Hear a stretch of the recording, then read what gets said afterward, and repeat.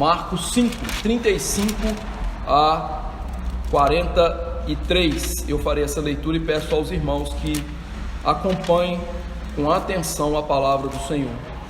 Marcos 5, 35 a 43. O Evangelho do Senhor segundo Marcos, capítulo 5, verso 35 a 43. Eu lerei, peço aos irmãos que acompanhem, leiam nas suas escrituras, leiam com atenção. Assim diz o texto sagrado: falava ele ainda, quando chegaram alguns da casa do chefe da sinagoga, a quem disseram: tua filha já morreu, por que ainda incomodas o mestre? Mas Jesus, sem acudir a tais palavras, disse ao chefe da sinagoga: não temas, crê somente. Contudo, não permitiu que alguém o acompanhasse, senão Pedro e os irmãos Tiago e João. Chegando à casa do chefe da sinagoga, viu Jesus o alvoroço, os que choravam e os que pranteavam. Ao entrar, lhes disse: por que estáis em alvoroço e chorais? A criança não está morta, mas dorme. E riram-se dele. Tendo ele, porém, mandado sair a todos, tomou o pai e a mãe da criança e os que vieram com ele, e entrou onde ela estava. Tomando-a pela mão, disse: Talitá cumi, que quer dizer: menina, eu te mando, levanta-te. Imediatamente a menina se levantou e pôs-se a andar, pois tinha 12 anos. Então ficaram todos sobremaneira admirados. Mas Jesus ordenou-lhes expressamente que ninguém o soubesse, e mandou que dessem de comer a menina. Vamos orar a Deus pedindo que nos abençoe na exposição da palavra. Nosso Deus e Pai, a tua palavra é inspirada, portanto é verdadeira e inerrante, cada uma de suas partes. A tua palavra, por ser fruto da tua vontade, é, ó Deus, muito sublime, acima do entendimento natural. Por isso, peço ao Senhor que pelo teu Espírito Santo ilumine os olhos do nosso coração, para que nesta noite aprendamos as sagradas letras, para que, ó Deus, conheçamos o teu Filho Jesus Cristo, no qual temos a redenção dos nossos pecados, no qual é o único mediador entre ti e nós, homens caídos e pecadores.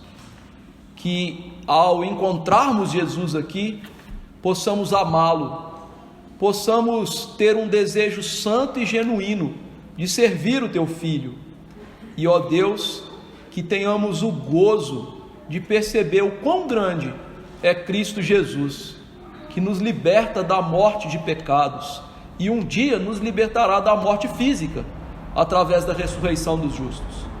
Peço-lhe, ó Deus, que nesta exposição o Senhor seja exaltado. Há muitos hoje que querem exaltação para si mesmos, muitos pastores fazendo mal a Deus, pregando para que eles sejam conhecidos. Não permita que o meu coração pecador como o deles faça isso. Antes, que eu o faça dedicado para a glória do Senhor. Como disse o primo do Senhor Jesus Cristo, nosso Mestre: convém que ele cresça e eu diminua. Eu te imploro que cada um aqui hoje possa ouvir essa palavra para a salvação, porque eu creio no Espírito Santo, eu creio no poder do Espírito bendito do Senhor, a terceira pessoa da Trindade Santa. Ó Deus, e por fim, perdoe os pecados que temos. Pecados, infelizmente, obscurecem a luz da graça do rosto do Senhor. Pecados atrapalham ouvir a palavra do Senhor, ler a palavra do Senhor.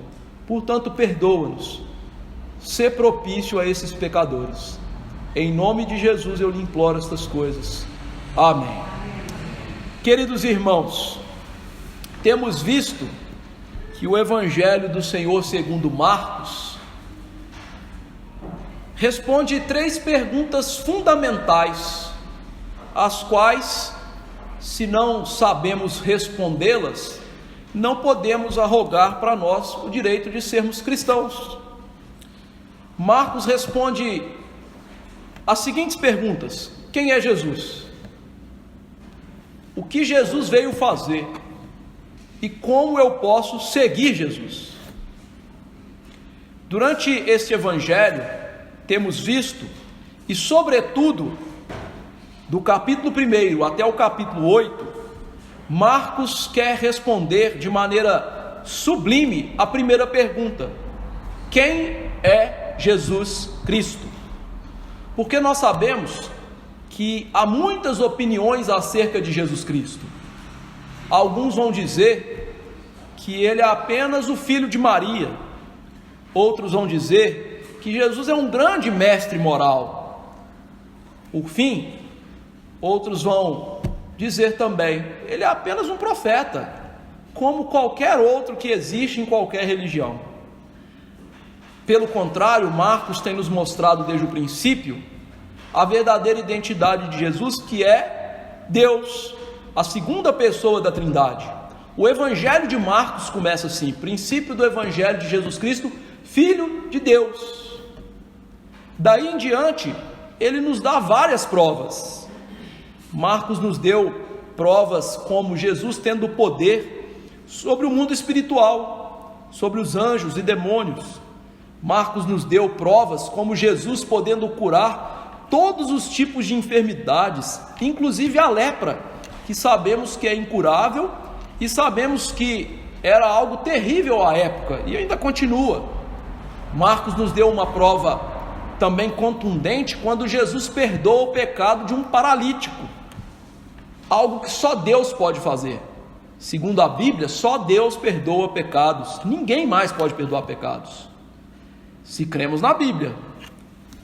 Depois, Marcos nos mostra que diante da identidade de Jesus, que era exposta por ele, havia 2 reações: aqueles que criam que Jesus de fato era o Filho de Deus, vendo esta identidade dele através da sua natureza humana, tão prejudicada pelos longos anos de ministério, pelos corre-corres da vida de Jesus, de um deserto ao outro, de orações na madrugada, enfim, da vida agitada que ele tinha. Alguns conseguiam ver pela fé que era dada por Deus que ele de fato é o Filho de Deus.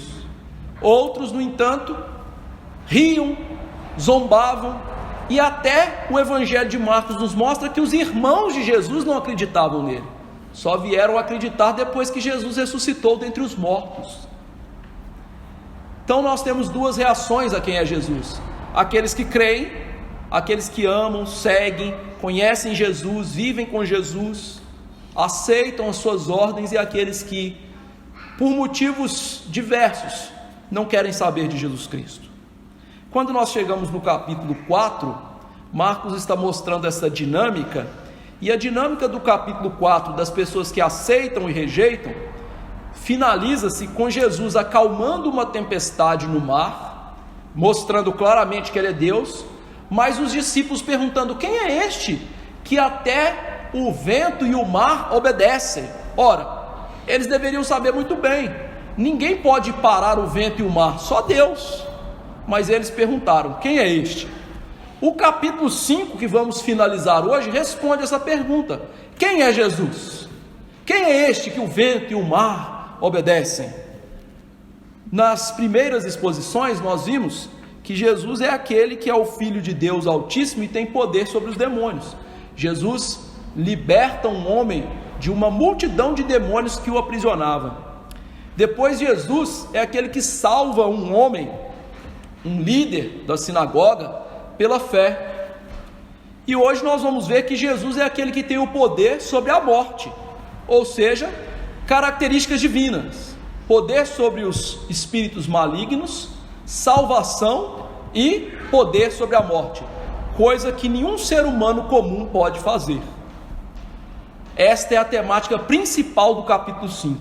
A temática secundária é a fé. Nós temos visto que nós aqui deparamos com duas personagens, uma mulher hemorrágica e esse chefe da sinagoga chamado Jairo, que a filha está para morrer e se submete a Jesus, pede a ajuda de Jesus e demonstra então fé em Jesus. Então nós temos dois exemplos de fé em Cristo nesse capítulo.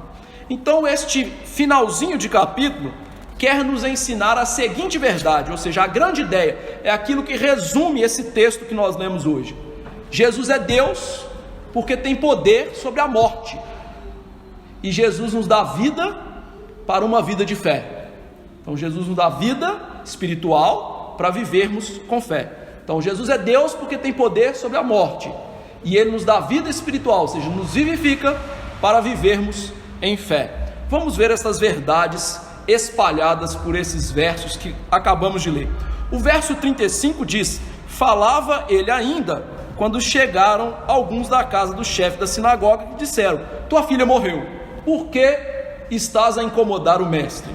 Veja que Jesus estava nesse momento falando. O que ele estava falando? O verso 34 responde: filha, a tua fé te salvou, vai-te em paz. Então Jesus estava aqui acabando de dar bênçãos, paz à mulher hemorrágica que acabou de ser curada por tocar em Jesus. E neste mesmo momento que aquela mulher está sendo abençoada por Jesus, o chefe da sinagoga, que está caminhando com ele já há um bom tempo para ir até a sua casa e ter a sua filhinha curada, recebe a notícia: a sua filha morreu. Que contraste, não é mesmo? De um lado nós temos uma pessoa ouvindo uma notícia maravilhosa: Deus te abençoa, você está em paz, seus pecados foram perdoados, você está salva. E do outro lado nós temos um homem que tem fé, como nós já vimos, ouvindo uma notícia terrível: sua filha morreu. Como nós já vimos, essa menina era filha única, ou seja, o que estava morrendo ali era todo o nome de Jairo, toda a descendência de Jairo. Ele não deixaria descendentes, e isto era uma maldição em Israel, quando você não podia deixar descendentes.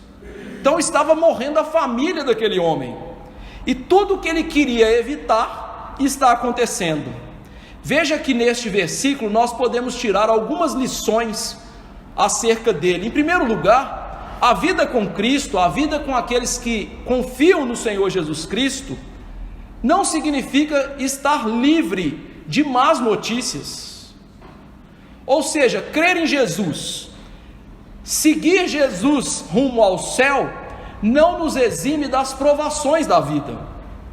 Há muitas pessoas que entram nas igrejas e se decepcionam porque percebem que a caminhada rumo ao céu é dolorosa, é doída, e de fato ela é. Jesus comparou a caminhada rumo ao céu como um caminho estreito, perigoso, difícil de ser trilhado. E veja que este homem aqui, Jairo, está provando isso na sua vida.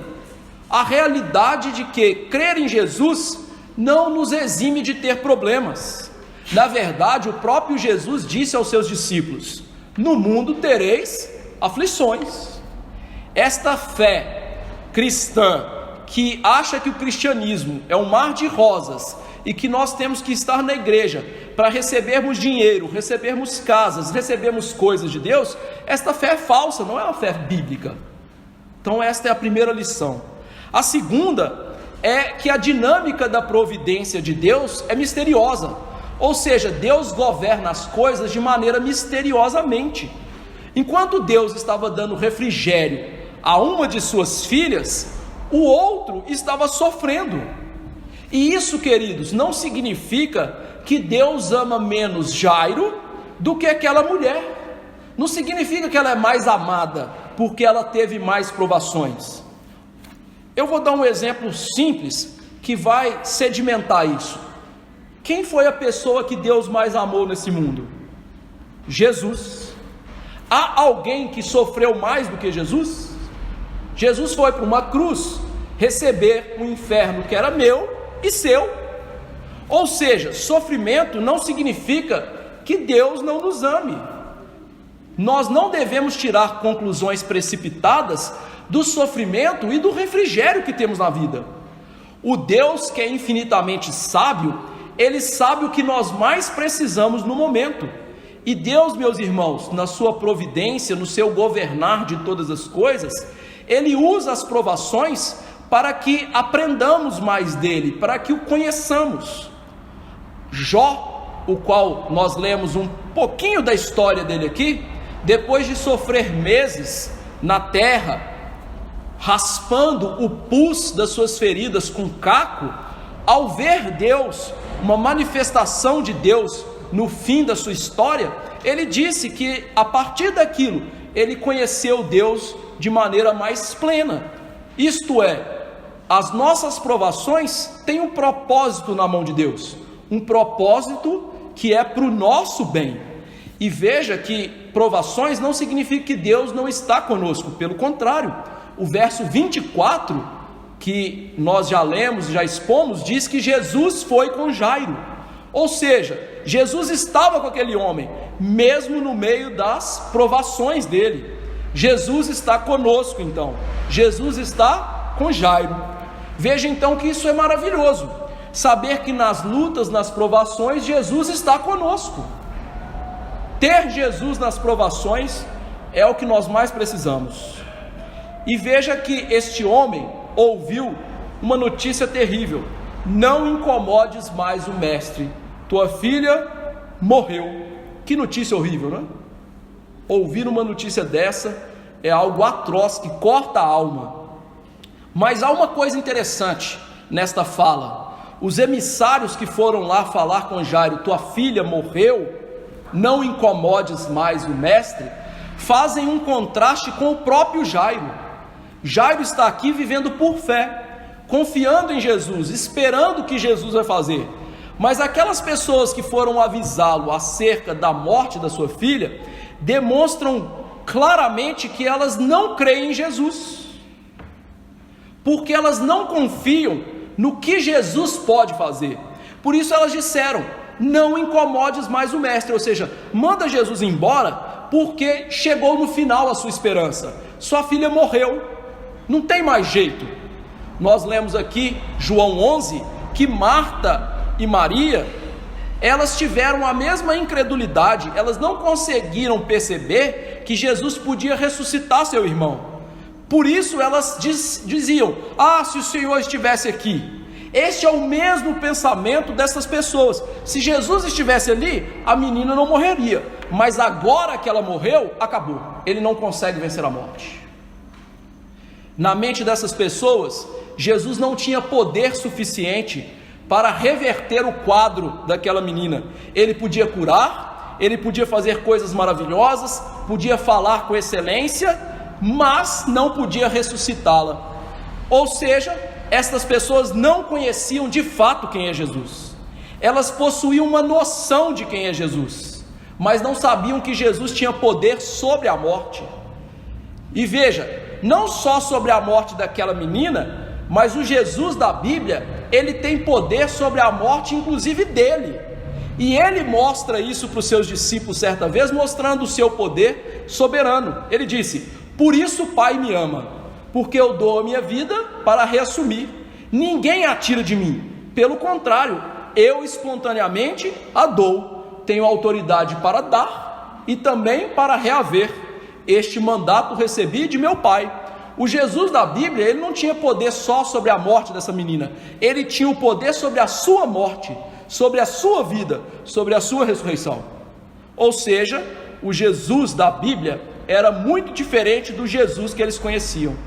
Infelizmente, este é um dos grandes males da fé cristã dos nossos dias. Pergunte para as pessoas quem é Jesus, e você vai receber um monte de respostas que não condizem com o Jesus da Bíblia. Mas a verdadeira fé, a verdadeira salvação, passa por conhecer o Jesus da palavra de Deus, o Jesus que está estampado nessa escritura. E é esse Jesus que estava diante deles e eles não conheciam.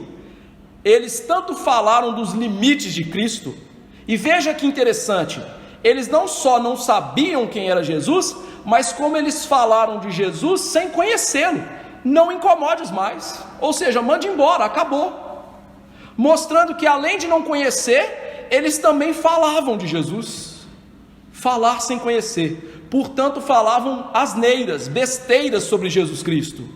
E o problema é que essas pessoas estavam influenciando aqueles que estavam ao redor de Jairo e daquela multidão, prejudicando aquelas pessoas com as suas falas mentirosas, tais como os falsos mestres dos nossos dias, que arrogam para si a titularidade de pastores, mas não conhecem a Bíblia, não conhecem o Jesus das Escrituras, mas estão dizendo que falam de Jesus, e de fato não o conhecem. Esses falsos pastores são tal como esses aqui, emissários do diabo, pessoas enganadoras, mas graças a Deus por Jesus, porque Jesus nos livra desse erro.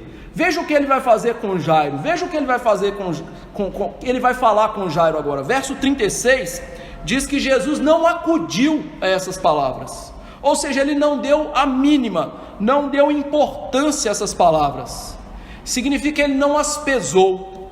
E é interessante que Jesus antes não tinha dado importância à palavra dos apóstolos, que tinham ficado irados, enraivecidos em relação a Jesus, e agora ele não dá importância à palavra desses emissários. Então, em toda essa cena do capítulo 5, os tolos aqui são esses emissários, aqueles que vão rir de Jesus depois, e os próprios apóstolos. Imagina isso, os apóstolos passando-se por tolos. Por quê? Porque ao invés de escutar Jesus, se submeter a Jesus, eles falaram coisas que não eram lícitas e propícias em relação a Jesus. Por isso Jesus não deu importância à palavra dos apóstolos, como ele não dá importância à palavra dessas pessoas. Veja que a morte da menina não abalou Jesus em nenhum momento. Por quê? Porque Jesus sabia, meus irmãos, o que ele estava para fazer, o poder que ele tinha, e exatamente o que aconteceria depois. Jesus, como eu estou dizendo, em todo esse capítulo, é descrito como Deus. E se Jesus é Deus, ele tem que ter os atributos de Deus. E um dos atributos de Deus é chamado de onisciência. Isto é, o fato de Deus conhecer todas as coisas que acontecem e que poderiam acontecer. E veja que as possibilidades do que poderiam acontecer são infinitas, não é mesmo? Por isso nós esbarramos em um outro atributo de Deus que é chamado de infinitude. Deus é infinito em seu ser.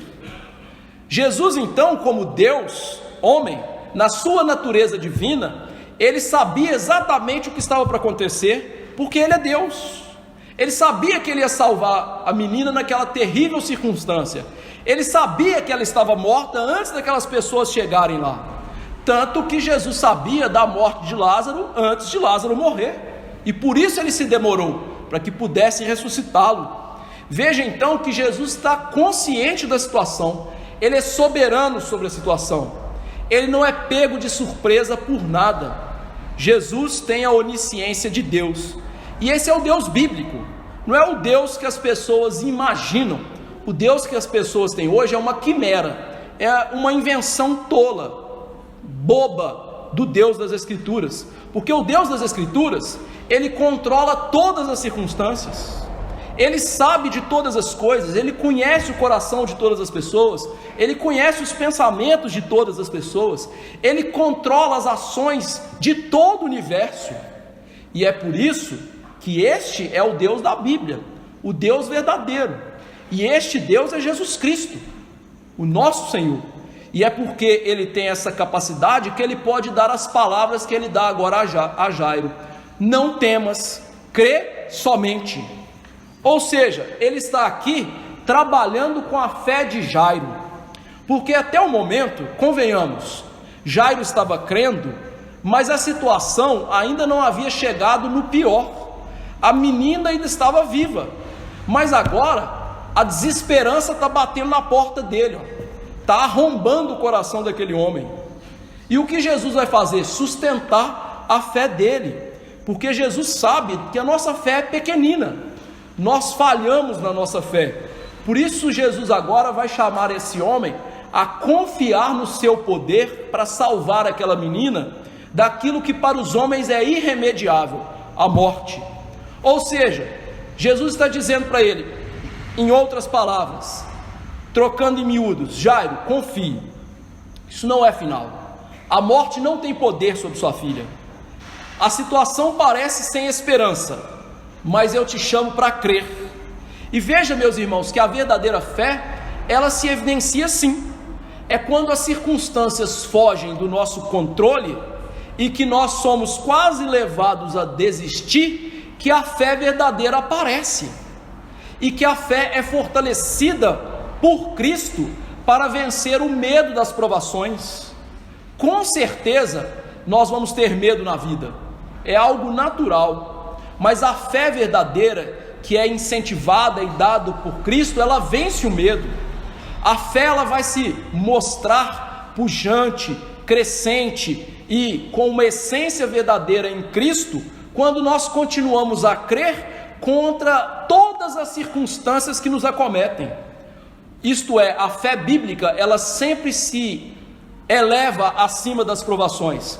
Por isso o Salmo 116 diz: eu cria, ainda que estivesse sobremodo aflito. Ou seja, apesar de todas as aflições que eu tenho, eu ainda continuo crendo em Deus. Por isso a fé verdadeira é firmada em Cristo, nas suas promessas. Ela se firma naquilo que Deus pode fazer. E a verdadeira fé, por crer em Deus e não crer em si mesma ou nas capacidades humanas, ela pode sobrepujar tudo aquilo que de mal nos acontece. É interessante, nós temos um hino no nosso hinário que diz assim: eu sou feliz com Jesus. Quando esse indivíduo compôs o hino Sou Feliz com Jesus, ele acabara de perder sua família e sua casa no incêndio. Ao dizer assim, que desgraça é servir Jesus, né? Não vale a pena servir Jesus, ele diz: sou feliz com Jesus, porque sua fé é firmada em Cristo, sua fé é verdadeira, e ela venceu o medo na obediência a Cristo.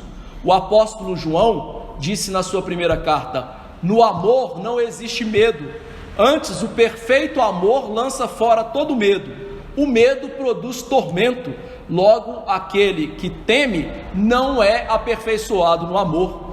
João disse: o amor vence o medo. O amor para João é obediência, ou seja, aquele que crê e obedece, ele tem o poder de Deus na sua vida para vencer o medo. Por isso toda essa circunstância que está acontecendo com Jairo, essa má notícia, sua filha estar morta, é pedagógica. Deus está usando toda a situação para produzir uma fé confiante, verdadeira, genuína, crescente em Jairo. E nesse momento então que Jesus faz isso, ele fala algo inusitado. O verso 37 diz que ele se volta para a multidão que estava junto com ele e diz que não era permitido que ninguém o seguisse. Então Jesus volta para a multidão e despede aquela multidão. E talvez você se pergunte: por que Jesus fez isso? Se Jesus vai ressuscitar essa garota, não seria mais interessante aquela multidão acompanhar Jesus e ver aquela ressurreição? Não.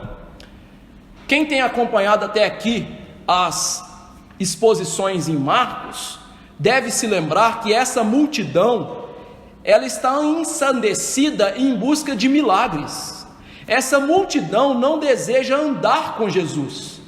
Essa multidão, ela só quer ver o que Jesus pode fazer, e essa multidão quer ter os seus problemas temporais sanados. Ou seja, eles não davam a mínima para quem é Jesus e o que Jesus podia fazer para a alma deles. Eles só estavam preocupados com a doença, com os demônios que estavam atormentando, com os problemas financeiros que eles tinham, com a fome que lhes acometia. Tanto que mais adiante Jesus vai falar: vocês estão me acompanhando porque vocês estão comendo pão. Então essa multidão, ela está ali morta nos seus pecados, correndo atrás de milagres. Isso é chamado na Bíblia de fé baseada em milagres, que não é uma fé verdadeira, é uma fé falsa, uma fé que não se firma em Jesus. Infelizmente, essa fé é a fé da maioria dos evangélicos dos nossos dias, que corre de igreja em igreja para ver milagres, para ouvir pseudos profetas falando do seu futuro. Essa não é a fé verdadeira. Por isso Jesus olha para essa multidão e a despede, porque essa multidão que viu tantas coisas grandiosas de Jesus, se visse a ressurreição, eles iriam atrapalhar o ministério de Cristo. Anteriormente, Jesus curou um leproso e falou: não fale nada. O leproso deu com a língua nos dentes e Jesus não podia mais pregar. Essa multidão, vendo aquela circunstância toda e a ressurreição, não deixaria Jesus pregar. E a gente sabe que Jesus queria pregar para eles, porque a salvação veio por meio da pregação da palavra. Em segundo lugar, e eu já adiantei um pouco, a fé dessas pessoas era baseada naquilo que eles viam. Só que a fé verdadeira não é baseada naquilo que vemos. Por isso Jesus disse certa vez para Tomé: porque me viste e creste? Mais bem-aventurado é aquele que não viu e creu. Ou seja, a verdadeira fé não é ver as coisas, é crer naquilo que não se vê. Ela não é baseada em sinais. E veja que a fé baseada em sinais é mentirosa e fica no caminho. E mesmo os sinais não podem levar as pessoas a crer em Jesus de verdade. Se sinais gerassem fé verdadeira, o Israel de Deus no Antigo Testamento seria salvo. Lembre-se que Deus tirou o povo do Egito fazendo 10 pragas, abrindo o mar vermelho, dando água da rocha para eles, e eles viram tudo aquilo e morreram no deserto sem fé. Até mesmo ver a ressurreição não pode gerar fé nas pessoas. Os judeus viram que Jesus ressuscitou e pagaram os romanos para falar assim: fala que foi os discípulos dele que roubaram o corpo. E Jesus fala sobre isso. Lucas 16:31, Jesus diz assim: porém lhes respondeu: se não ouvem a Moisés e os profetas, tampouco se deixarão persuadir, ainda que ressuscite alguém dentre os mortos. Ou seja, Jesus mostrou que as pessoas não creriam nele, mesmo diante da sua ressurreição, quanto mais da ressurreição de uma menina. Eles tinham tudo o que precisavam para crer, a palavra de Deus do Antigo Testamento, mas se eles não criam pela palavra, não seriam os sinais que os fariam crer. Então Jesus aqui não quer que essa multidão acompanhe, porque nem mesmo a ressurreição dessa menina faria com que eles crescem de verdade em Jesus. Mas veja, nós temos algo implícito no texto que passa despercebido numa leitura rápida.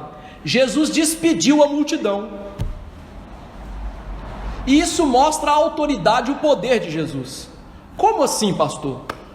Pense bem, essas pessoas eram num número muito grande, e elas eram naturalmente curiosas para ver o que Jesus estava fazendo. Se Jesus não tivesse autoridade e falasse: pode ir embora, sabendo que ele ia ressuscitar alguém, elas teriam ido embora? De jeito nenhum. Se fosse você falando assim: pode ir embora, eu vou ali ressuscitar uma pessoa, alguém ia falar assim: você é besta, eu vou ficar com você, eu quero ver o que você vai fazer.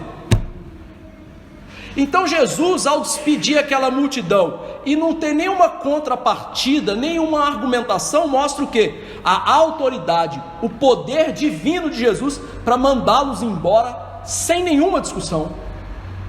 Vão embora. E eles foram, sem pestanejar, obedientemente. E dentro disso, Jesus chama Pedro, Tiago e João para acompanhá-lo. Por que ele chama esses três? Não sei.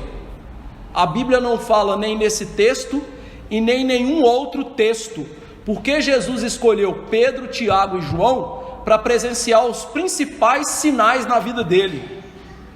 Eles presenciaram a transfiguração de Jesus, quando Jesus estava no monte e brilhou em toda a glória celeste que estava ocultada na sua carne.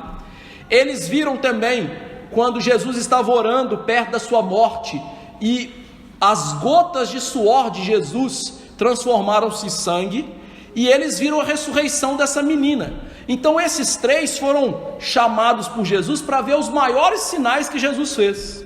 Por quê? Não sei, mas graças a Deus por isso, porque se nós não tivéssemos esses três acompanhando Jesus de perto em cada um desses sinais, nós não teríamos testemunhas oculares verdadeiras sobre essas coisas. Então aqui é um motivo, por que Jesus chamou esses homens? Para serem testemunhas. Por que esses? Não sei. Essa é a douta ignorância. A Bíblia não fala, eu também não vou falar. O que acontece então? Chega na casa daquele homem, verso 38, e Jesus vê o alvoroço. Quando Jesus chega na casa de Jairo, Jesus viu ali um espetáculo grotesco. Ele viu uma multidão de pessoas em volta daquela casa, em uma grande confusão. Havia pessoas chorando e pranteando. Você deve se lembrar que Jairo era uma pessoa rica, importante. Então muitas pessoas participariam do velório daquela pessoa. Por mais que rico seja igual a gente, mas você já viu o velório de rico vazio? A não ser que a família tome providências com isso? Nem quem não conhece vai lá ver, né? Então velório de rico é cheio. Agora, velório do cachaceiro, do pobre pé rapado é vazio, né? Ninguém quer ir. Jairo era um daqueles homens grandes da sociedade. Então um monte de gente estava ali. E aí tinham pranteadores profissionais. Em Israel havia essa prática. Havia pessoas que eram pagas para ficar ali chorando e gritando de dor. Interessante, né? Como se fosse assim, animador de velório, sabe? Gritando e chorando. Diz um comentarista que enquanto algumas pessoas tocavam flauta, as outras choravam e berravam, era alto, ou seja, era uma verdadeira confusão que estava ali, marcando um verdadeiro velório. Veja então que a morte não é digna de culto, mas havia um motivo para Israel isso acontecer, porque Israel entendia bem o que é a morte. A morte, meus irmãos, é a maldição pelo pecado. Deus havia dito a Adão: do dia em que dele comeres, ou seja, do fruto proibido, certamente morrerás. E porque ele fez isso, todos nós vamos morrer. Daí Paulo dizer: como por um só homem entrou o pecado no mundo, e pelo pecado a morte, assim a morte passou a todos os homens, porque todos pecaram. Ou seja, a morte se torna uma realidade terrível para todas as pessoas. Deus não nos fez para morrer, nós é que atraímos a morte por causa do nosso pecado. Diz Paulo: o salário do pecado é a morte. Então os judeus faziam isso porque nós estamos diante de um terrível inimigo, do fim de todas as pessoas, de uma dívida que todo brasileiro ou todo endividado vai pagar: a morte. Talvez você dê calote para uma pessoa na praça, mas fique sabendo, a morte você não vai dar calote para Deus. Todo mundo vai morrer. Então a morte não é para festejar, a morte é para dar essa sensação realmente de algo terrível, doloroso. E veja, por mais que nós crentes não nos desesperemos ante a morte, não devemos fazê-lo, porque sabemos que os nossos parentes que morrem vão para a glória com Deus, a morte é algo que devemos lamentar, é algo que devemos ter em pesar, porque é o nosso salário, é a nossa dívida. Então Jesus está ali diante daquele espetáculo grotesco, de pessoas lamentando pela morte, pessoas chorando, pessoas gritando. Mas o que ele diz? Verso 40, olha a pergunta que Jesus faz. O verso 39, por que chorais? Por que vocês estão assim? A criança não está morta, mas dorme. Jesus entra naquela casa com aquele espetáculo terrível. E aqui, meus irmãos, há uma coisa interessante. Jesus entrar naquela casa é algo singular e maravilhoso, Por quê? Uma das grandes bênçãos do Antigo Testamento era que Deus entrasse na nossa casa. Claro, não fisicamente, porque Deus é espírito. E mesmo então naquela circunstância, ter Jesus na casa era algo maravilhoso e desejável. Lá no Antigo Testamento, Davi escreveu um salmo que diz assim: ó, quando virás a ter comigo, portas adentro em minha casa, terei coração sincero. Ou seja, um dos grandes desejos das pessoas piedosas era ter Deus na sua casa. E o que está acontecendo com Jairo? Ele tem Deus na sua casa. Agora Jairo está com Jesus em casa. Ele não recebeu sua filha nos braços ainda, mas lá está Jesus. Não há nada melhor para acontecer.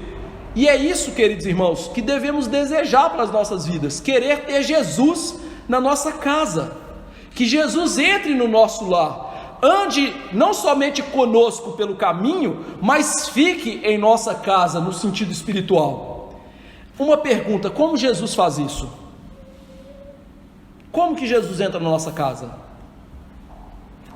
Por meio daquilo que os crentes mataram ao longo do caminho da igreja, chamado culto doméstico e devocional pessoal. Antigamente as famílias cultuavam a Deus em casa, lendo a Bíblia, orando, cantando em casa. E as pessoas liam a Bíblia e oravam em casa, no seu quarto, como Jesus disse, que o pai que vem em secreto visita essa pessoa em secreto. Então veja que hoje nós deveríamos querer o que Jairo teve aqui, mesmo no meio das calamidades, mas nós não queremos de verdade. Nós pouco queremos Jesus na nossa casa. Por quê? Nós não nos reunimos para adorá-lo, para ler a palavra, para meditar nele, para falar dele, para saber quem é Jesus na nossa casa. Mas é isso que deveria acontecer: Jesus na nossa casa. Então veja que essas pessoas não perceberam a visitação que elas tinham, ainda que Jesus estivesse ali. Então, nesse cenário de Jesus abençoando aquela casa, Jesus dá uma palavra de esperança: a menina não está morta, está dormindo. Mas pastor, o texto diz que ela morreu. Por que Jesus diz assim? Meus irmãos, Jesus sabia que ela morreu. Jesus está usando aqui uma linguagem, não é para dizer que a menina está realmente dormindo ou está em coma. Este mesmo texto aqui em Lucas diz que quando Jesus salvou aquela menina, o espírito dela entrou de volta no corpo. Você deve se lembrar da leitura de João que nós fizemos da ressurreição de Lázaro, que Jesus disse: o nosso amigo adormeceu. Aí eles ficaram assim: então Jairo Lázaro está bem, ele está dormindo. Ele falou assim: não, ele morreu. Ou seja, Jesus e a palavra de Deus costumeiramente chamam a morte de sono. Por quê? Não é porque quando a gente morre a nossa alma fica dormindo, não é isso, mas é porque a morte não é o destino final. O que Jesus está dizendo ali, quando aquela menina está morta e ele diz ela está dormindo, é que ele tinha a palavra final, é que ele haveria de triunfar sobre a morte. Ou seja, assim como o sono natural é despertado com alguém te chamando, lhe cutucando, aquela menina despertaria da morte para a vida. Ou seja, o que Jesus está dizendo é: pelo meu imenso poder, a morte dessa menina não vai prevalecer. Ainda que ela esteja morta, essa morte é como um sono, rapidamente eu posso despertá-la. E veja então que o que ele está dizendo é: levantar essa menina dos mortos não seria problema para ele, que é o doador da vida. A menina estava morta, e isso ia além de qualquer poder humano, mas não do poder de Jesus. Para Jesus, a morte era um pequeno sono, rapidamente ele poderia vencê-lo. E quando ele falou isso, as pessoas riram dele, elas entenderam o que ele estava falando e riram dele. O verso 40 diz: e riram dele. Ao invés de ouvir Jesus falando aquilo, ao invés de meditar na pergunta que Jesus fez: por que vocês estão chorando?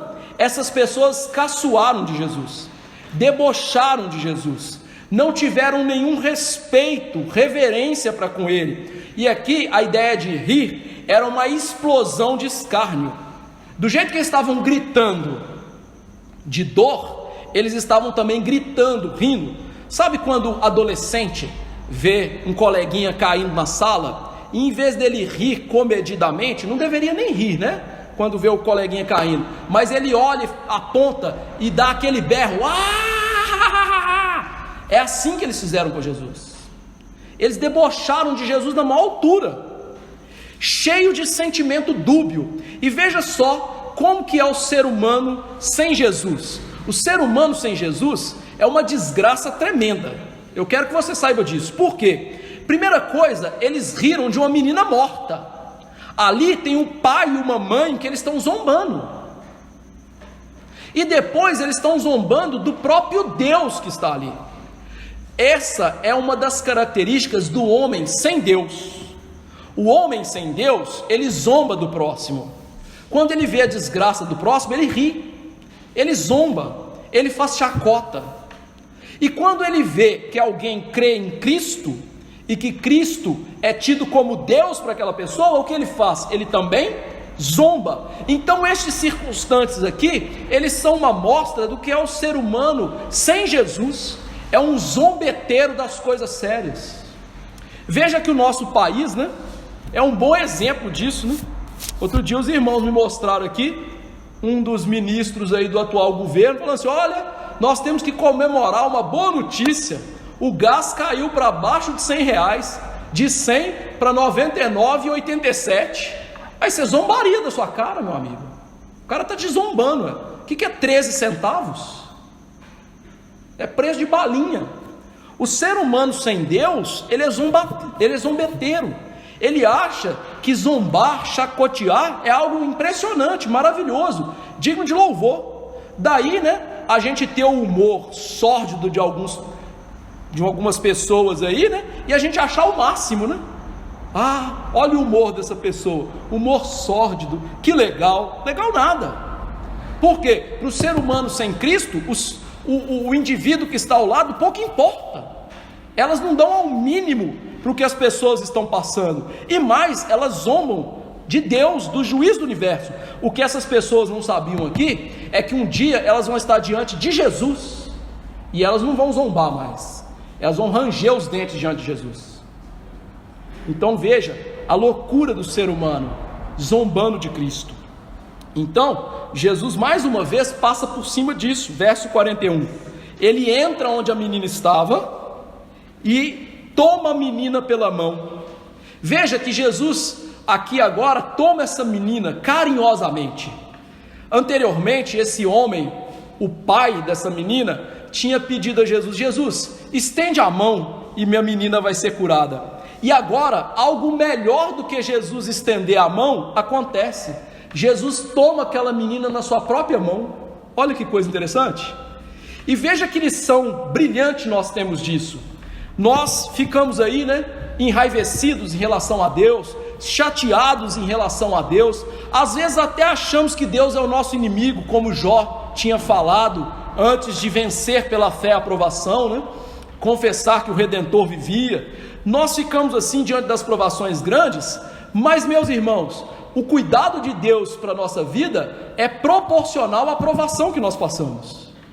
Quanto mais você é provado, quanto mais mazelas vêm na sua vida, mais Deus mostra a compaixão, o amor, o carinho, o toque dele na nossa vida. Por isso aquele mesmo Jó, depois de sofrer meses, ele pode dizer: olha, agora eu conheço Deus de verdade. Isto é, as grandes provações da vida que nós tanto blasfemamos contra Deus em relação a elas, são as bênçãos que fazem com que sintamos ainda mais o poder de Deus e a presença de Deus. Jesus ia só estender as mãos, agora essa menina está nos braços de Jesus.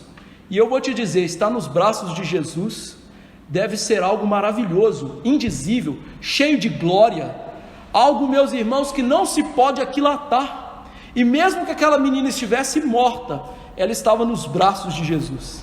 E veja que Jesus diz algo interessante: menina, eu te mando, levanta-te. No aramaico, talitá cumi. Marcos traduz para a gente aqui, que a gente não sabe aramaico, né? Menina, eu te mando, levanta. E veja que coisa interessante. Agora toda descrença, toda dúvida, toda zombaria pelo poder de Jesus vai ficar para trás, assim, rapidamente. E veja, meus irmãos, que Jesus manda aquela menina levantar-se dos mortos. Eu lhe pergunto, como uma pessoa que está morta pode ouvir? Não pode. Como que uma pessoa está morta pode levantar? Não pode. Por isso, Marcos faz algo interessante aqui. Como eu já expliquei milhares de vezes, a Bíblia não foi escrita no português. A Bíblia no Novo Testamento foi escrita no grego. Jesus usa um verbo aqui que está na voz passiva. Pastor, estou ruim de português, traduz aí para mim o que significa isso. A voz passiva é quando nós não somos o agente da ação, nós sofremos a ação. Então veja, quando Jesus mandou essa menina levantar na voz passiva, significa o quê? O poder dela sair da morte estava nela ou em Jesus? Em Jesus. Ou seja, ela seria o alvo da ação. E Jesus deu uma ordem impossível para ela, para o pai dela e para os apóstolos. É impossível que os homens saiam do poder da morte para uma nova vida, senão pelo poder de Deus.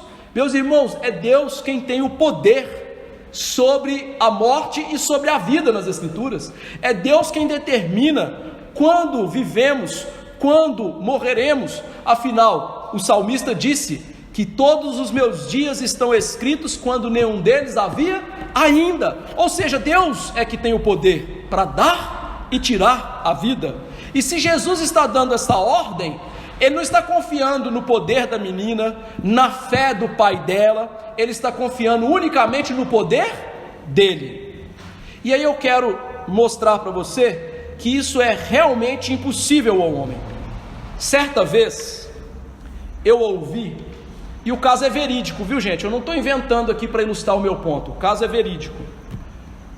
Sobre um desses pastores charlatães, que disse uma família que havia perdido o filho, que ele ressuscitaria o filho daquelas pessoas. E aí chegou o dia do velório, o pastor entrou cheio de marra, chegou diante do caixão e disse assim: levanta. O que aconteceu? Nada, só vergonha para o evangelho. Como ele não podia ficar envergonhado e ser desmascarado na sua charlatanice, ele virou para o pai e para a mãe: está vendo? Eu teria ressuscitado seu filho se você tivesse fé. O texto mostra que foi o poder de Jesus que ressuscitou essa menina. Não foi a fé de Jairo, não foi o poder da menina, ela está mortinha da Silva. Aquele charlatão machucou pessoas como um emissário do diabo. Ele deveria ter tido a verdadeira noção de que quem tem poder sobre a morte, e não se brinca com essa realidade, é só Deus, só Jesus. O que é impossível então para aquele ignorante, para aquele ignóbil, que Deus mude o coração dele, e para mim e para você, é que nós não podemos fazer nada em relação a quem morreu, mas o que é impossível para nós, é possível para Jesus, que tinha dito: apenas crê. Nós vamos ver então que Jesus está acima da morte, que Ele tem poder para suplantar a morte, e aqui então, com toda a autoridade divina, Ele manda: acorda, levanta, com a sua palavra toda poderosa. E aí veja o poder da palavra de Jesus, o mesmo poder que ressuscitou Lázaro. Você se lembra de Lázaro? Morto 4 dias, fedendo, cheirando mal, e Jesus disse: Lázaro, vem para fora. E foi o que aconteceu. Jesus pode fazer isso, meus irmãos, porque Ele disse: eu sou a ressurreição e eu sou a vida. Ou seja, a verdadeira vida vem por Jesus, a verdadeira ressurreição vem por Jesus. Ou seja, a Bíblia está mostrando: Jesus é Deus, porque nem a morte, que é algo impossível de ser vencido pelos homens, pode parar Jesus. E esse é o poder de Jesus, que com uma simples palavra, menina, chamando ela, levanta, tirou essa menina da morte. Veja que o verso 42, Marcos diz: imediatamente. Esse advérbio de tempo que Marcos tem usado com frequência mostra justamente o poder que Jesus tem, a força irresistível que está em Jesus. Ou seja, não houve um intervalo de tempo entre Jesus dizer levanta e ela abrir os olhos e levantar. Simples ordem de Jesus fez que a menina passasse de morte para a vida, de uma defunta para alguém que está vivo novamente e com saúde. Uma única palavra e a morte é vencida. Ou seja, nós não podemos parar o poder daquele que é o doador da vida e é maior do que a morte. Jesus tem toda a vida em si mesmo, e uma vida que Ele quer dar, e Ele deseja dar a nós, e pode nos dar, como nós vamos ver, é a vida espiritual. E Jesus aqui então, com esse imenso poder, Ele mostra que Ele é bastante capaz de dar vida, não só física às pessoas, mas a vida espiritual que nenhum mero mortal pode fazer a si mesmo ou a outrem, a não ser o Senhor, Deus, o Todo-Poderoso. Jesus, meus irmãos, como eu disse, Ele tem tanto poder sobre a morte, que nem a própria morte pode lhe reter. Por isso Pedro, ao falar de Jesus após a sua ressurreição, ele diz assim: rompendo os grilhões da morte, porquanto não era possível ele ser retido por ela. Ou seja, Jesus jamais poderia ser suplantado ou vencido. E veja que diante do que aconteceu, todos eles se admiraram.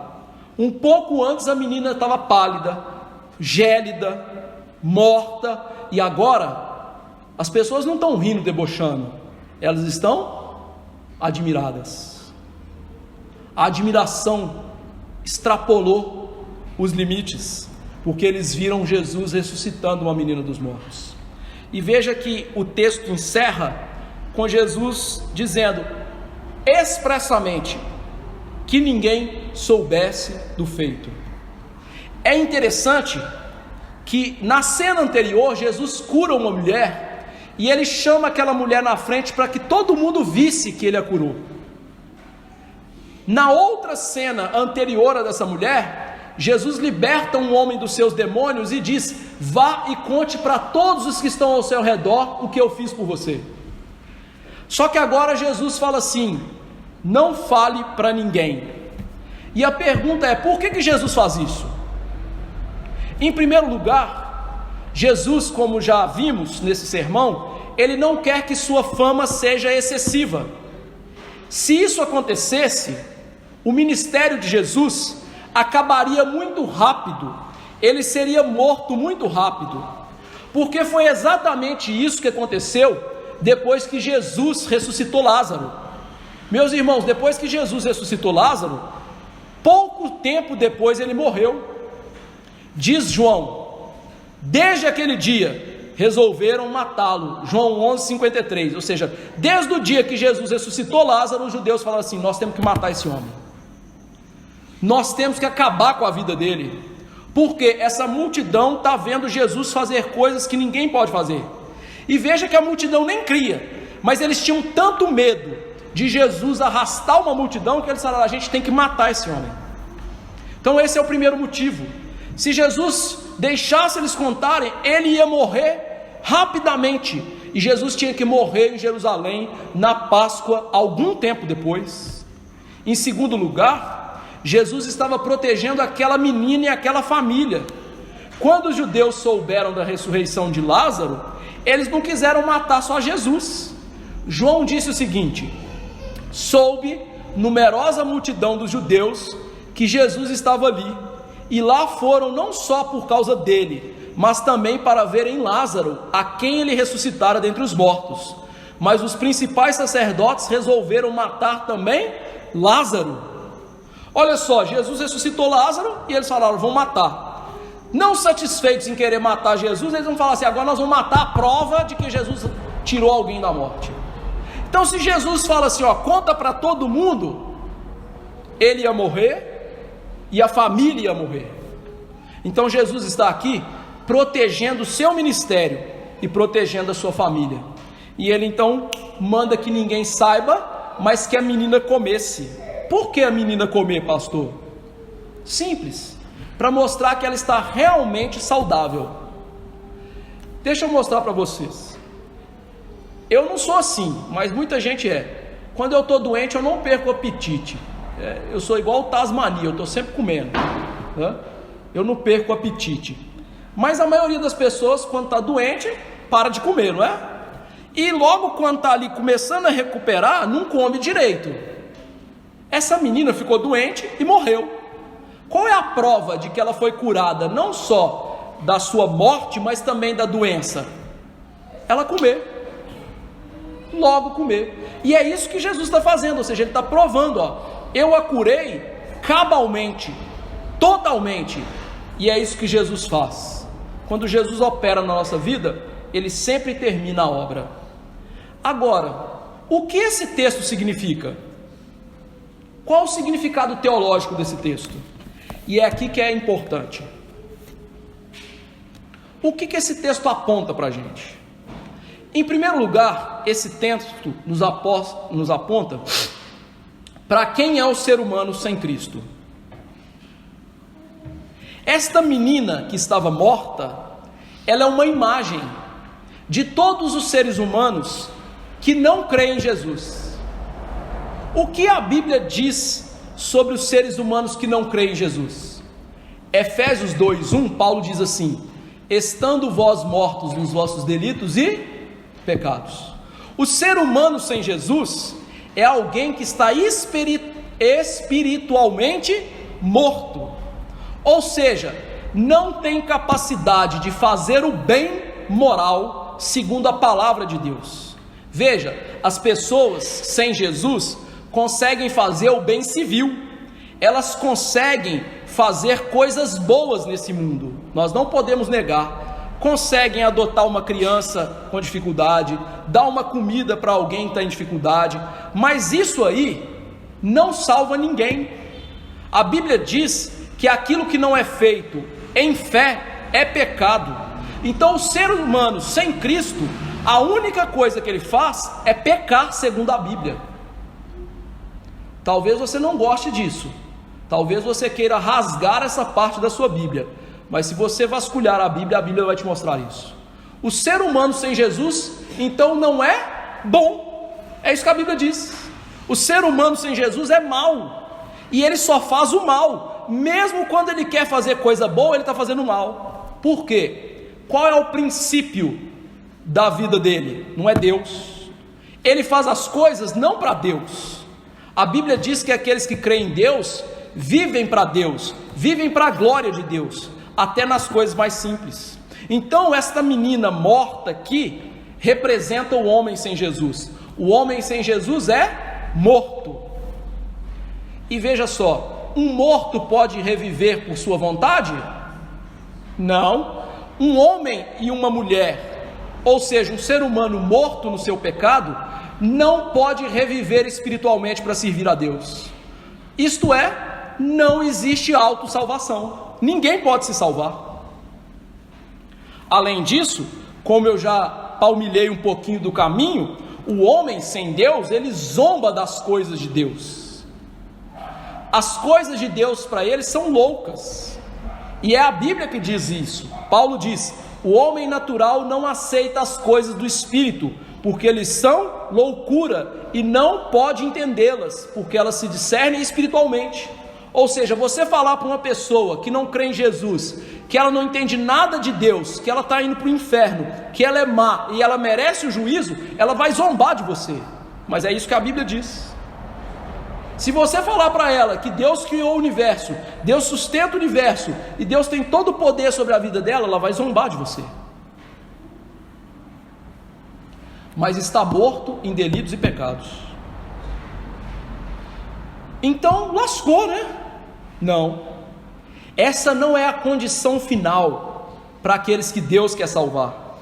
Assim como a morte da menina não era final, a morte espiritual para aqueles que Deus quer salvar não é o final. E como que Deus salva pessoas?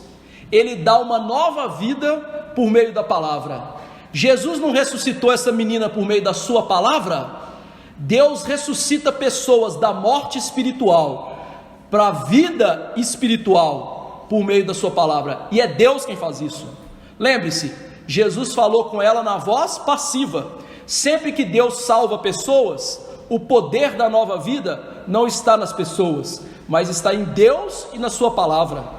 Por isso, o apóstolo Pedro, que viu essa cena, ele disse o seguinte: vocês são regenerados não de semente corruptível, mas de incorruptível, mediante a palavra de Deus, a qual vive e é permanente. Ou seja, como que uma pessoa que está morta em pecados recebe a salvação? Por meio daquilo que está acontecendo agora, por meio da pregação da palavra, da poderosa pregação de Jesus Cristo.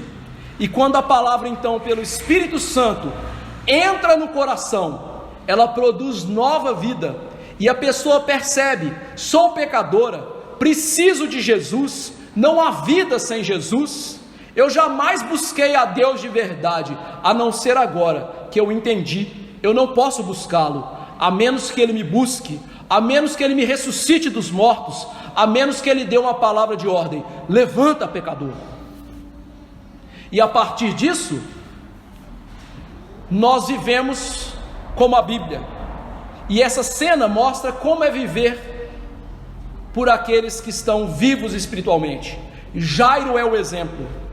A vida de quem foi ressuscitado por Jesus, espiritualmente, óbvio, é uma vida de fé, é uma vida de confiança em Jesus, de quem espera a salvação de Jesus. É a vida daquele que sabe que as coisas materiais não são as mais importantes, mas Cristo é. É aquele que não confia em si mesmo, como o mundo fica blasonando aí, falando besteira. Confia em você. Meu amigo, se você confiar em você, você vai para o inferno. Escute isso e aprende isso. Você tem que confiar em Jesus. E mesmo aqueles que são crentes hoje, não confiem em você, confiem em Jesus, porque a sua fé, eu posso lhe garantir, é mais fraca do que a de Jairo. E se Jesus teve que fortalecer a dele, quanto mais a sua. Mas a vida daqueles que creem em Jesus também essas pessoas também vão morrer. Mas o fim da história não é a morte deles. O fim da história é a ressurreição quando Jesus voltar. A Bíblia diz que um dia Jesus vai voltar em glória. Todos os olhos verão. Todos. E haverá ressurreição daqueles que creram em Jesus. E esses vão vencer a morte, vão ter a sua esperança cumprida e vão estar com Jesus para todo sempre.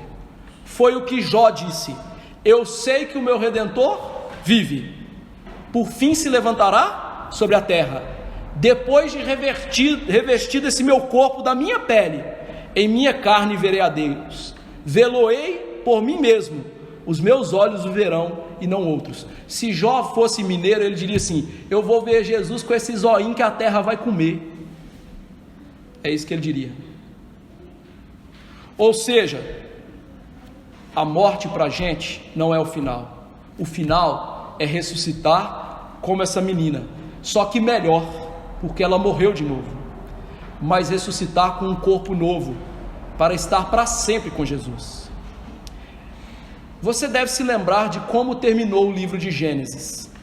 O livro de Gênesis termina com José falando: tirem os meus ossos do Egito. Sabe por que ele pediu isso? Porque ele um dia tinha esperança de ressuscitar e ver o seu Salvador. Ele entendeu. No livro que diz todos morreram, ele entendeu: a morte não tem a palavra final, Jesus tem.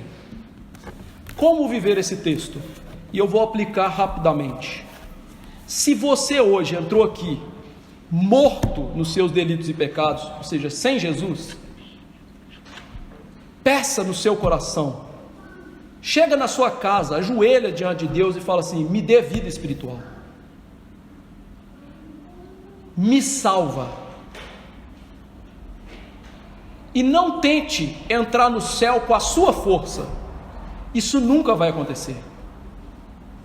Peça a Deus que a palavra que você ouviu aqui hoje lhe mude de dentro para fora, mude a sua alma, peça a Jesus, que tem uma palavra poderosa e inevitável: Jesus, dá essa ordem na minha vida, fala comigo, levanta dentre os mortos. Porque o que você mais precisa na sua vida é isso. Eu lhe garanto, se você não fizer isso, o dia que você morrer, você vai para o inferno. Isso não é brincadeira. Não perca tempo. Peça a Deus, me faça de novo, me dê vida. Eu estou morto. Vai valer a pena. Em segundo lugar, esse glorioso milagre nos incentiva a pedir isso, porque Jesus teve poder para dar vida para essa menina, então ele tem poder sobre as almas espiritualmente mortas, e Jesus pode ressuscitar, inclusive nossos filhos e nossos parentes que estão mortos em pecados, e fazê-los andar como essa menina andou, em novidade de vida. Ele pode tomar os nossos parentes na mão e dizer: levanta, vem comigo, não vivam mais para vocês, vivam para mim, é para isso que eu morri e ressuscitei por você. Há alguma pessoa na sua família que está morto, que está em pecados? Fale de Jesus. Não perca tempo discutindo futebol, política com essa pessoa. Fale de Jesus para ela. Ninguém que torce para o galo vai entrar no céu, ainda que eu teria uma grande vantagem se esse fosse o requisito. Ou seja, o que nós precisamos de verdade é que Jesus revivifique, dê vida àqueles que estão mortos. E portanto, querido, em oração, faça como Jairo, peça ajuda para Jesus, e envie a ele o seu rogo: ó Jesus, salva aqueles que são da minha casa, tenha misericórdia como o Senhor teve da menina de Jairo. Não deixe de pedir isso. E se você pensar que a causa está perdida, nossa terceira aplicação vem a calhar. Jairo estava atordoado, abatido, a faísca da esperança estava acabando, e ainda tinha uns mal acabados dizendo assim: não incomode mais a Jesus. Imagine a solidão que aquele homem sentiu, imagina a alma dele sendo abraçada pela morte. Jesus olhou para aquilo e falou assim: não temas, crê somente. E ele viu que com uma palavra Jesus tirou aquela menina da morte. Ou seja, querido irmão, na hora que seus recursos acabarem, e eu não estou falando de recurso financeiro, na hora que a coragem estiver sumindo, e isso vai acontecer, essas coisas não abalam Jesus. Elas nos abalam, mas elas não dão fim ao recurso que Jesus tem na sua mão, porque Ele é Deus. Quantas vezes meus recursos acabaram? E quantas vezes Jesus agiu na minha vida? Jesus pode fazer isso na sua vida. E Jesus então nos encoraja a crer não em nós, mas só nele. Quando as notícias ruins chegarem, então, entenda isso: o que eu mais preciso é de estar aos pés de Jesus, como Jairo fez. Lembra o que ele disse para Marta? Se creres, verás a glória de Deus. As causas perdidas, irremediáveis, têm solução na mão de Jesus. Quarta aplicação: a morte é o rei dos terrores, não é? Quantas pessoas vivem com medo da morte?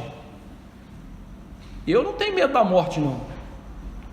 Eu sei que Jesus é mais poderoso que ela. Eu sei que na Bíblia está dizendo que Jesus tem a morte na sua mão, e um dia Ele vai tragar a morte para sempre, como está em Isaías 25:8. Por isso, confie na presença de Jesus na sua vida, confie na promessa de Jesus e no poder de Jesus na sua vida. Essa é a única resposta plausível para a desesperança do mundo. É interessante como o homem morto é cego. As pessoas colocam esperança, né? Eu quero que o Brasil melhore, então vão confiar no Bolsonaro, no Lula, ou Enéas, ou quem quer que seja. Eu gostava do Enéas. Meu amigo, não existe esperança em ser humano. Vamos confiar que o sistema de saúde vai melhorar, que o salário vai melhorar. Meu amigo, isso é esperança imbecil. Por quê? Dinheiro acaba, saúde acaba, vida acaba. Ou seja, todas as coisas perecem. Você não percebeu isso ainda? Mas em Jesus, nós temos a única esperança, e uma esperança que jamais acaba. E Jesus é providente. Lá no Antigo Testamento, quando Abraão esteve para sacrificar o seu filho, ele lhe deu um cordeiro. Quando Israel esteve diante do Mar Vermelho e Faraó e os cavalarianos atrás, ele abriu o mar. E aquele Jesus continua sendo o mesmo hoje. Não temas, crê somente. Quinta aplicação: os homens continuam se divertindo em relação à religião verdadeira, a religião da Bíblia. Eles creem que isso aqui é um mito, que isso aqui é superstição. Só que ao longo dos séculos, os incrédulos que riram e escarneceram, onde eles estão agora? No túmulo, e suas almas no inferno. Onde Jesus está agora? No céu, reinando. Ou seja, quem é mais confiável?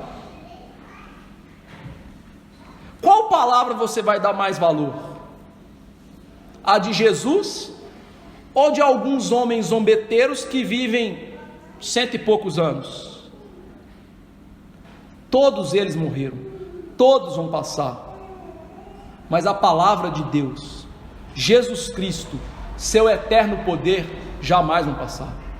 Então, quando as pessoas estiverem zombando de você porque você é cristão, vença a incredulidade deles e as suas dúvidas, lembrando-se, Jesus reina no céu,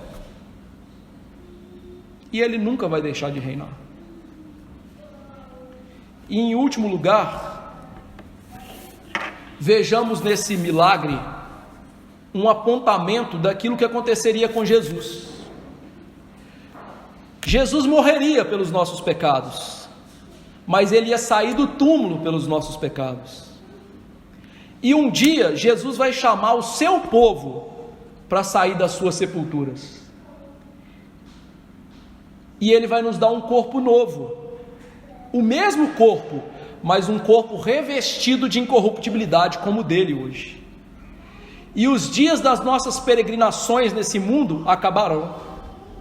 Ele vai nos recolher para o seu seio de amor para todo sempre. E mesmo aqueles que morreram as mortes mais esdrúxulas, como serem comidos por tubarões, serem queimados, despedaçados no espaço sideral igual a alguns astronautas, voltarão à vida para estar com Cristo. Nós, pais, veremos os filhos crentes que perdemos. Nós, filhos, veremos os nossos paizinhos que já morreram. Nós veremos os maridos, as esposas que jazem com o Senhor. Então olhe adiante para essa gloriosa manhã da ressurreição, em que Jesus trará todos os seus santos com Ele, como disse Paulo em 1 Tessalonicenses 4,14. E um dia você vai ouvir completamente o seguinte: onde estão, ó morte, as tuas pragas? Oséias 13,14. Aquele que ressuscitou essa menina continua vivo e vai nos ressuscitar e nos ajuntar no seu rebanho para todo sempre. Esse é o Jesus da Bíblia. Esse é o Jesus que eu estou chamando você para seguir. Acredite, você vai passar por muitos problemas, lutas, mas vai valer a pena. Jesus é a melhor coisa desse mundo. Não abra mão de Jesus. Abra mão de tudo por Jesus, mas não abra mão de Jesus pelas coisas desse mundo. Elas vão te decepcionar, elas vão acabar. É só você olhar para o seu corpo, né? Seu corpo é o mesmo de quando você tinha 20 anos. Sua memória, seu sono, sua saúde, seu vigor, seu poder é o mesmo? Não. Olhe para você, está passando. Então não perca a chance de abraçar Cristo pela fé. Pode ser que seja a última vez. Que Deus nos dê graça. Vamos nos colocar de pé e orar.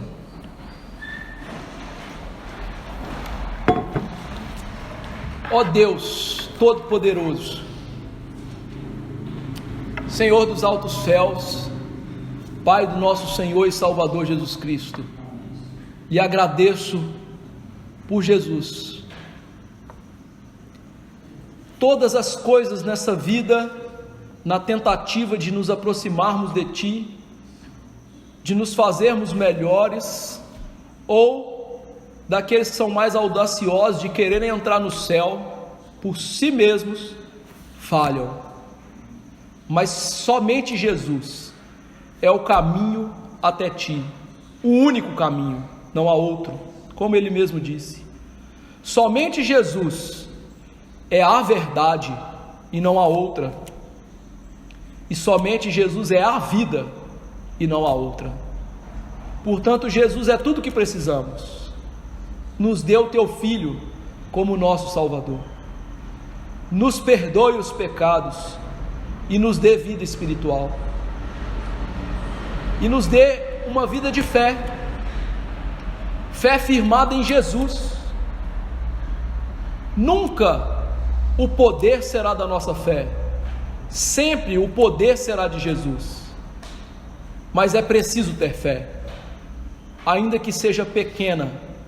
A fé em Jesus pode grandes feitos, porque a fé em Jesus toma para si quem Ele é, o que Ele fez por nós.